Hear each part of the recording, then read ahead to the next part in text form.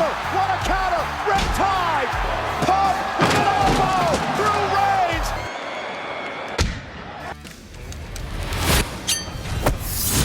Let's talk about WrestleMania Night 2. It's your full review. So we got Oba versus Brock as the opening match for the night. Oba won. It's exactly what I think we needed to have happen here. I didn't need a 20-minute barn burner. I was a little worried, just you gotta be honest. I was a little trepidatious with WWE just going with Brock Lesnar and then Oba having to just get wins on TV every single week, and then it was a good opportunity. No, they actually did it. I was really happy. The crowd was nuts for Oba. The guy's a star. The guy is ready for the main event. I even saw on social, you guys probably did too, where they had Oba doing the post WrestleMania interviews, and he's basically calling out Tribal Chief Roman Reigns, and Roman Reigns had some other words he also said in the night. So I thought though it was great. I just wanted a little bit more, and not from like, oh, this needed to be 10-15 minutes. I just mean I was into it. I wish it was 3 to 5 minutes longer. That's what she said. With the occasional near fall, but that's just me. And I just thought it was really great and well done. It put Oba over. And while I say that, where I'm like, oh, I wanted them to do some near falls and maybe an extra F5 or choke slam or something. At the same time, Oba beat Brock so definitively, decisively, clean, one fall from grace. That's all it took. Maybe they should have had him get hit with an F5, like a second one, and kick out to just show more strength, but I'm nitpicking. It was totally great. A little bit longer would have just been more entertaining for me. Loved it. But then at the end, you have Brock Lesnar. He's got his boots, he's got his gloves in the ring, all signifying that Brock is retired. Now, what do you think? Is Brock actually retired here? Obviously, it looked like it, and that's definitely what they're going to be saying on TV for probably the next couple of months. My only hesitation is they've got the whole Gunther favor as a storyline piece. Maybe they are still going to do that. I hope they're not, honestly. I don't think Gunther needs it. You had a great WrestleMania moment of being able to put over Oba Femi with Brock Lesnar. It's kind of like, that's enough. You did everything you needed to do, and for anybody that's a fan of Brock, you think that that's a great way to go out. Why kind of tarnish it by being like, okay, you got to do one more match, and it's going to be at SummerSlam because we got to put over Gunther. The only other piece of logic I can see with that in the Gunther-Brock match, if they end up doing it, is you get Gunther to beat Brock. So you got Oba and Brock who have both beaten Brock, and then I said Brock a lot, and then you could get Gunther versus Oba at some point. But I'm still sitting in the camp of, I don't need to see it. If this is Brock's retirement, that's kind of like the best thing he could have done. Put over a young guy. They market Oba as the beast, as the next big thing, the new Brock Lesnar. Roll with it. Brock goes off into the sunset. Maybe there's still a possibility. Maybe Brock changed his mind. We don't know anything. Brock maybe is like, yeah, maybe we were going to do this Gunther thing at SummerSlam, and maybe did the WrestleMania match and thought, you know what, that's good enough. I'm done here. I think also it was a great idea having this be the start of WrestleMania Night 2. And because it was so short and it was quick and decisive, I think it just got everyone energized. It got the crowd really into it, and that's a really good thing instead of something that's slow and plodding. You needed that big moment, and especially with Oba winning, so I think they had better momentum for Night 2. Ladder match. A lot of moves happened. This ladder match was exactly what I wanted to have happen. I think it was like 15 minutes or so. Didn't let up. Just spot after spot, spots on the ladder, everyone going crazy. West Coast Pop with Ray was awesome. 2 Mexican destroyers. You had the one with JD, and that looked gnarly. And then the other one where Penta went like to Javon Evans, and he went to he just jumped on the second rung of the ladder and turned into a Mexican destroyer. Javon hitting the cutter from the ladder to Rusev was great. I feel bad for the guys that didn't get an entrance. They didn't get a televised WrestleMania entrance. That's a bummer. But when they cut that though, I think it got the pacing of the show and the match, because 6 guys going to entrances takes a while. Like, remember when they do the Divas era and they 15 of them walk into the ring? Only 3 of them would get an entrance and everybody else gets lumped together with generic music. They didn't do that here. It would have been nice though for other guys like Dragon Lee and JD and Rusev to get an entrance. I thought that this was just fun. Penta wins, he retains the title. I think that was probably the best move here. Otherwise I would have said maybe Rey Mysterio. But I love how it was. It was fun. There was no build to this. You're going to tell me qualifiers and main event? No, and I don't care about that. I didn't watch that. This was just straight up a bunch of guys having a good match. It was fun. And again, I think it kept good momentum for the night. I got Sami versus Trick Williams. Sami Zayn, clearly a bad guy. Everything Sami did, including come out for his entrance, he got booed. Trick, he got cheered. Little Yachty, he there too. Again, I think that for the time they got, it wasn't very much, it was really good. And I was very surprised. They did end up going with Trick Williams, getting the victory here. Great decision. I'm surprised only because I thought they would keep the belt on Sami, like he would do a heelish thing to retain the belt, and then Trick can chase for a couple of months, but they didn't. And they put over 2 brand new guys. And I mean, you got Javon that's in the ladder match too, but you put over Oba and you put over Trick. My complaint for this match is that it was too short. You gave it what, 9-10 minutes tops? And they really had to jam everything in there. It was one of those matches again where I'm like, oh, I blink and it was like halfway over. So I felt like they didn't give any room to breathe. The most annoying thing for WrestleMania weekend has been the timing of matches and the advertisement spots throughout, breaking up the flow of WrestleMania. It was egregious. It was terrible. Too many ads, ad mania, all of that stuff. And this is an example of that where I'm like, you have a United States Championship match. You have a big moment for Trick. And I wanted that thing to breathe. 15 minutes to let there be some hope spots and Sami to lean into more of the heel character. I still thought for what they did and the time they had, they put on a really good match. It was quick and they got everything in there. And that's a testament to both guys. But this is the fundamental problem I think that WrestleMania had, was you're knocking these guys down to little blocks of 10 minutes, 9 minutes to be able to get everything in and tell a compelling story and let the fans be happy and satisfied with it. So happy Trick won. Like to see that they might do like a rematch with Sami. They probably will keep Sami involved, and that would be my guess, within the US title scene. And you kind of have a clear path with Carmelo Hayes. I'd love to see that. Ilya can get involved. I personally love to just see if WWE would do a draft or shake up the rosters. Don't have to do an official draft. Let's just do some trades. Let's just change up rosters. It's post WrestleMania. Let's do something fun.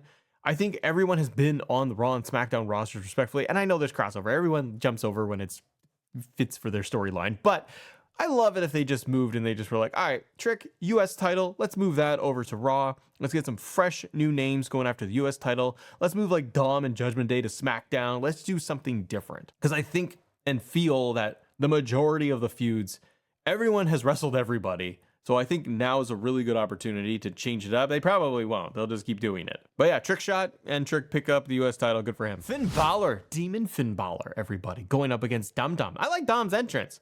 The King of the Luchadors, that's a cool little entrance. And then you got Demon Balor, and he's showing up, and he's got streamers. He's got birthday streamers coming down on him. I'm torn on the Demon. I like the Demon character aesthetics. I like that Finn, every couple of years, he's able and allowed to turn into Demon and come out and give us a cool entrance. It's a very cool visual. They're trying to play it up a little bit more that Finn is possessed by Demon, and that it gives him some supernatural abilities, but not really. Finn got a coup de grace through the table to pick up the victory over Dom, and this was changed to a street fight, which I think was a good idea. But with the Demon character, I do feel like it's a little goofy. I like goofy in wrestling. I do. I think also what hurts it is like it's all lit up lighter. It's daytime still outside in Vegas.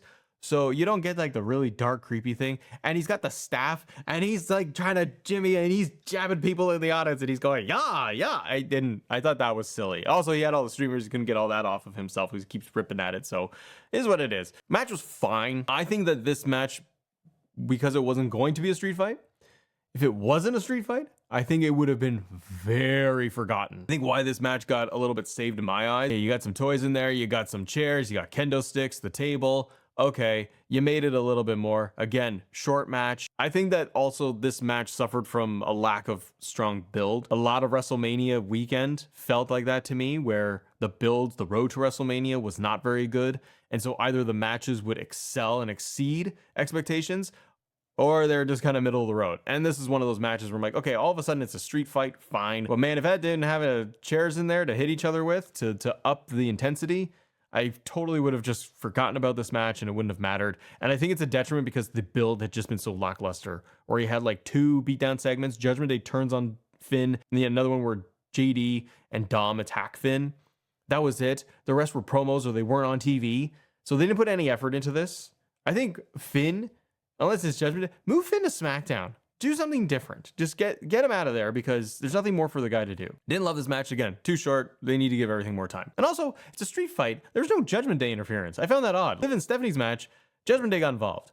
There's disqualifications there. Then you got Finn and Dom in a street fight, and Judgment Day's nowhere to be seen. So that's also a miss. It's like that just in continuity. Like, that doesn't make sense. Judgment Day loves getting involved in everything. Why wouldn't they want to try to help them? At least then it would make Finn look a little bit stronger if he was able to like whack everybody with a kendo stick or move them away. Or the girls come down, like Roxanne and Raquel, and they're like, oh, we're gonna help Dom. And then they go and they look at Finn and they go, oh, he's all terrifying. And then they run away. Maybe it could just be a spooky thing. Jade versus Rhea Ripley. Rhea Ripley with, I think, a really excellent finishing sequence with Jade. Rhea picks up the WWE Women's Championship. Not terribly surprising, but I will say, for a build that I could give two craps about because I just thought it was a nothing burger, I think that they put on a really good match. Again, for the amount of time that they were given, I thought both of them looked really good. They both looked really strong. This was a great match for Jade. I think that she looked really good in that, and that's a compliment to both of them, because Rhea can put on really good matches too. You have, of course, the interference of Michin, B-Fab, and then Io gets her music hit, and then she takes them out to equalize everything.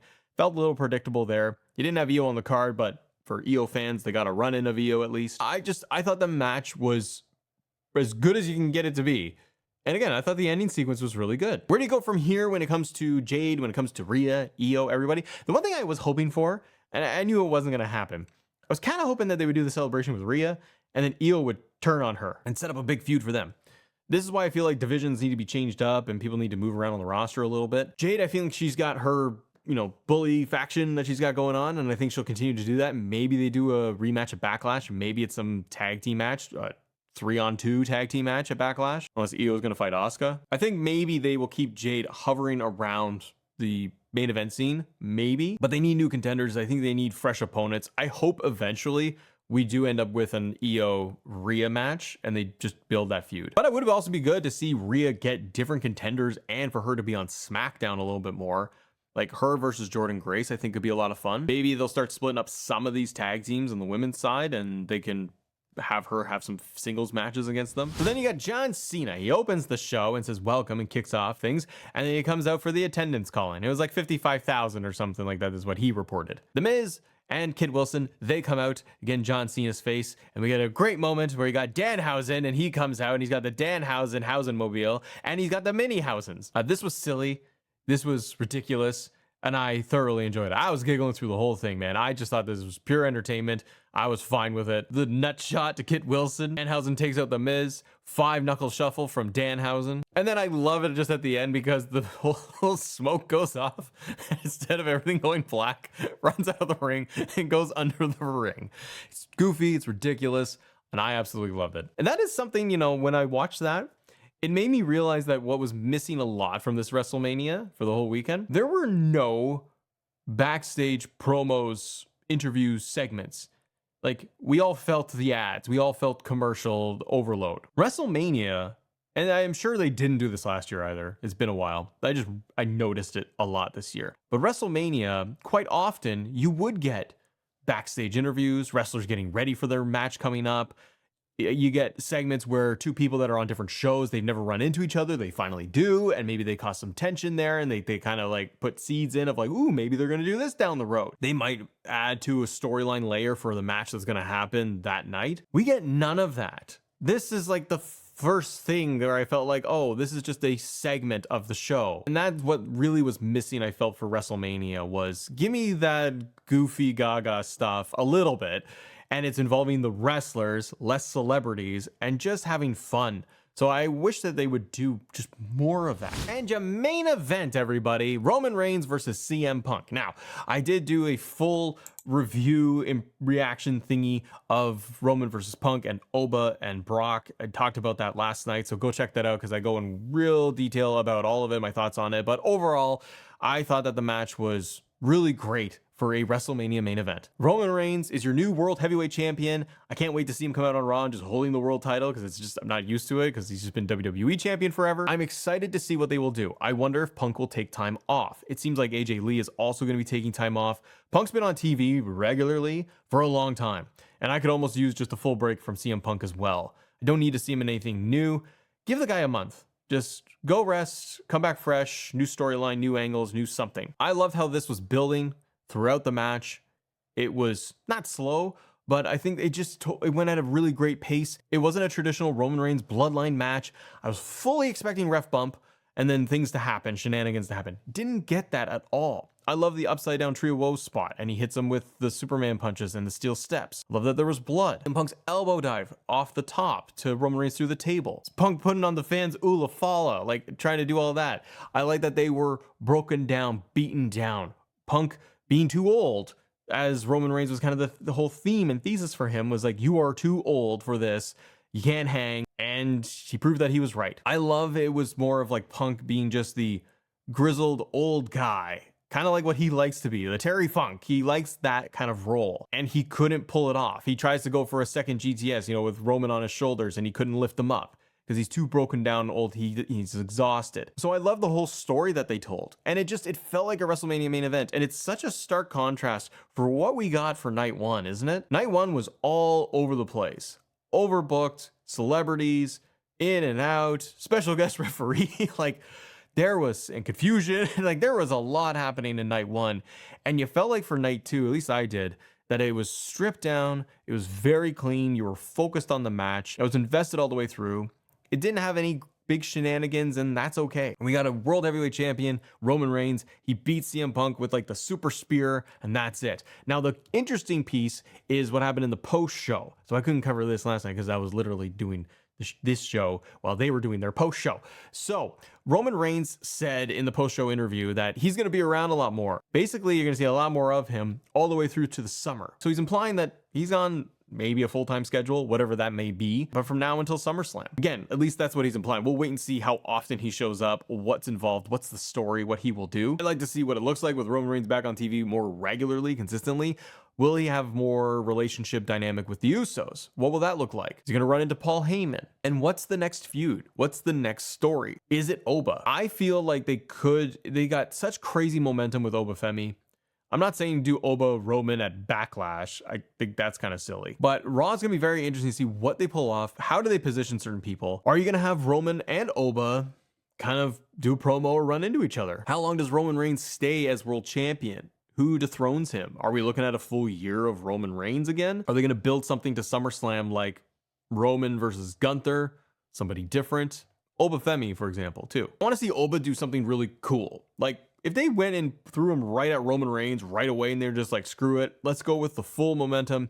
Oba is hot. Let's just get him out there and build a feud with Roman Reigns right now. And let's have this thing go for months. I'm not against it.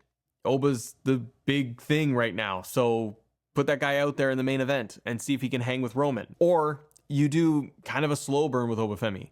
Build his road to WrestleMania. Build him to win the Royal Rumble. Build him to win in Saudi at WrestleMania next year. And just tell a one-year story with Oba Femi where it's very clear. Give him some obstacles, give him some big opponents that he has to get through, but make that kind of the ultimate goal.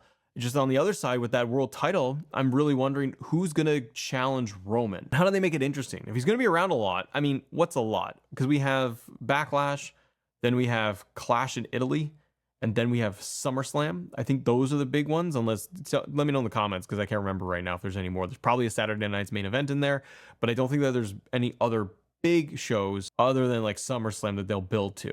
And they've said, WWE said this all the time, that that's what they build to. Like they got WrestleMania, then they built to SummerSlam, then they built to Mania again. So I wonder if Roman's got the belt until like SummerSlam, until somebody big takes him down. Or they hold it on even longer, and then like September or whenever it is, Money in the Bank cash-in happens. I don't know. But overall thoughts of night one and night two, I think night one, I don't feel like delivered as well. And not just because of the main event and how crazy and wonky that whole thing was. I was more entertained and invested in night two.